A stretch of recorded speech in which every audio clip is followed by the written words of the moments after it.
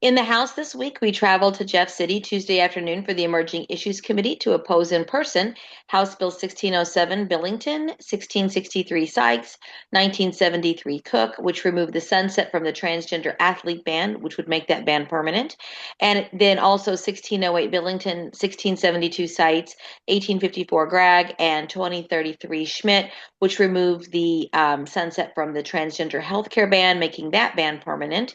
The hearings this time were shorter than usual and had fewer people in attendance, but the opposition was still overwhelming. The hearing started an hour late and ran for 6 hours, so it actually, even with that, ended early compared to the past ones on the same bills. We truly appreciate everyone who attended to share their personal stories and lived experiences, difficult as it was. The Government Efficiency Committee met this morning, Thursday. House Bill 2278 Cook is a plan to put Misha under gubernatorial appointment and Senate oversight. We plan to monitor the hearing remotely to clarify our position to find out exactly what that bill meant, but I had technical issues. Thankfully, the Senate was hearing the same bill an hour later and the issues resolved, so we listened to that one.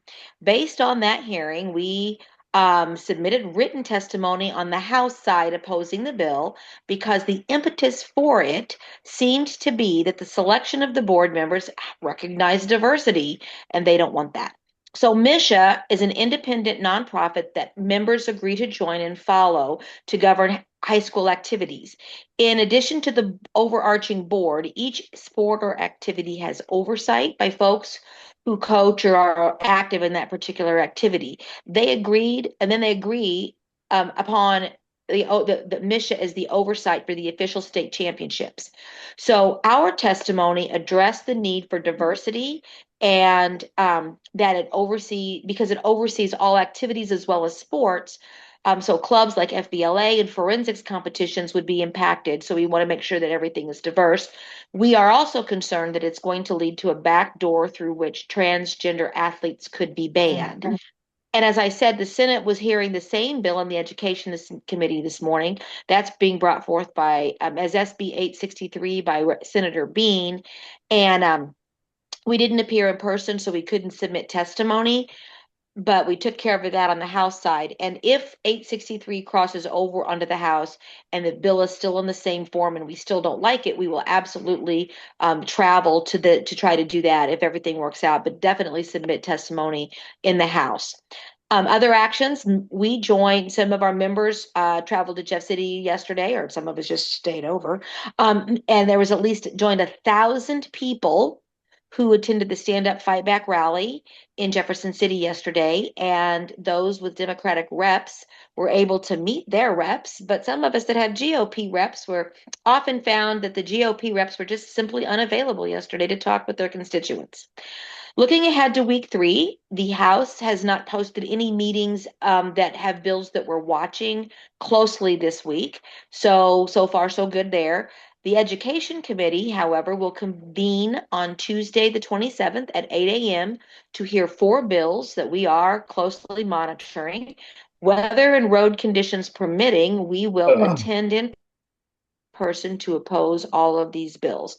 Senate Bills 906 and by Gregory and 971 by Trent are open enrollment bills, allowing people to send students to any school they want with attendance counted and money going to the receiving district, which means that a rural school would not only lose students, they would lose average daily attendance money. It makes provisions for SPED students, but those provisions are really unclear, and there are very few guardrails in these bills that I could see. I'll read them more closely before we compose our testimony, but we have opposed open enrollment on the grounds that it is going to kill rural schools. Senate Bill 885 by Senator Schroer would provide tax credits for school personnel to purchase firearms and require gun safety classes for kids pre-K through 8 via the Eddie the Eagle program.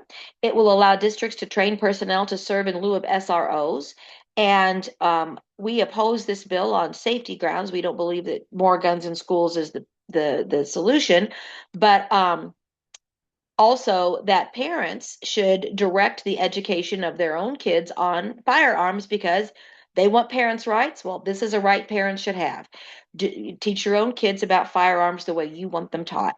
Driver's ed isn't required for graduation, and that's a safety issue also. So requiring firearms education before driver's ed education is counterintuitive. Senate Bill 1002 by Schnelting moves Board of Education elections to November. We have opposed these bills in the past and will continue to do so because it will politicize the elections, which are currently nonpartisan. It will also necessitate some districts reducing their terms to 2 years or expanding them to 4 years, thus removing local control on how their boards are run, and we believe in local control. And finally, April elections allow new board members to be in place for the entire school year. Not November elections do not allow that. Other actions next week, weather and roads permitting. I live on the top of a really steep hill, y'all. We will attend the and protect the Protect Public Education Lobby Day on Tuesday, the 27th.